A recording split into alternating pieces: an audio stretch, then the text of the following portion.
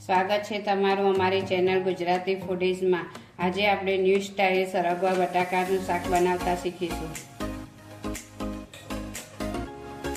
સરગવાની સિંગનું શાક બનાવતા શીખીશું। આજે આપણે અલગ રીતના સરગવો લેવાનો, બટાકા, ટામેટા, રસાવાળું શાક બનાવવાનું। દહીંમાં તો બધા બનાવતા જ હોય છે, આજે અલગ બનાવીશું। एक कुकर लीधुं छे, तेने गैस पर गरम थवा दईशुं अने 4 થી 5 चमची तेल मूकीशुं। तेल ने थोड़ी वार गरम थवा दईशुं। अर्धी चमची जेटली रई नाखीशुं। अर्धी चमची जीरुं, 4-5 दाणा आखी मेथी।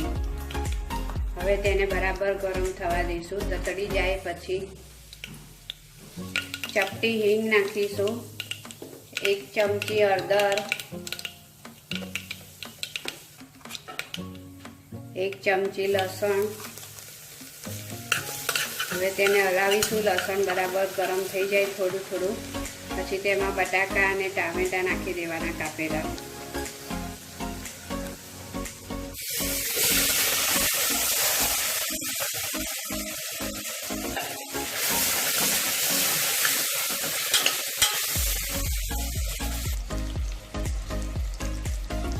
एक चमची लाल मरचू, 1 चमची धाणा जीरुं, 1 चमची गरम मसालो दाळ साकरू, 1 चमची मीठू। तमारे वधारे जोईतुं होय, ओछुं खाता होय तो तमारी रीते तमारे सेटिंग करवानुं। बस हवे तेमां सरगवो नाखी देवानो।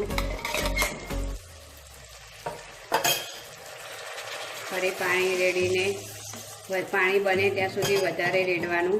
जेम रसो वधारे हशे तेम खावामां मजा आवशे।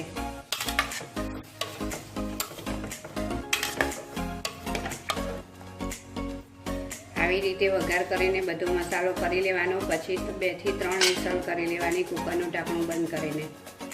સરગવા બટાકાનું રસાવાળું શાક હવે રેડી છે, તેને આપણે સર્વ કરી લઈશું।